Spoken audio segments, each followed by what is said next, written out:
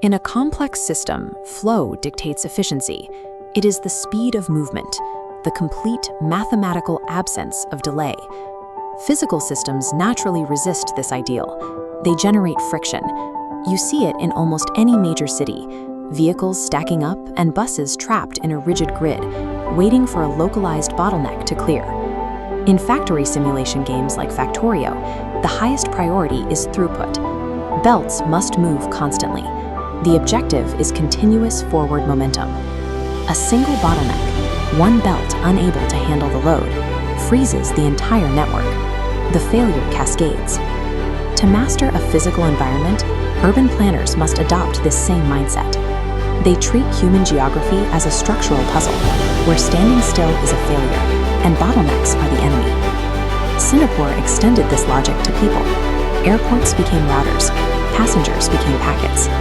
This treats major transport hubs like high-speed routers. Architecture like Chinese actively sorts and dispatches arrivals with the efficiency of a data packet, pulling them from the entrance toward the gate. The physical environment strips away the friction points that cause people to bunch up. Pedestrian avenues are wide and obstacle-free, allowing constant motion through retail zones. You see this mirrored in the transit hubs below. The stations are severely symmetrical, built with slick surfaces and purposefully devoid of seating to discourage lingering. They function as passive, frictionless conveyor belts. A journey through this environment is a perfectly optimized routing protocol, executed with quiet precision by state infrastructure.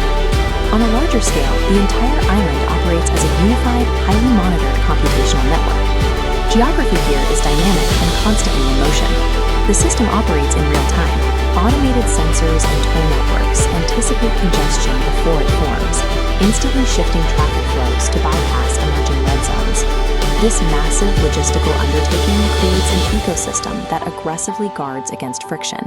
It refuses to let physical objects stop moving. Singapore has practically engineered out the concept of standing still. The city operates as a machine of managed momentum. In networking, latency is the ultimate measure of quality. It is the exact, measurable delay between an action and a system's response. But physical life is inherently chaotic. It generates waste and organic clutter. When a physical city achieves near-zero latency, what happens to that natural, messy human friction?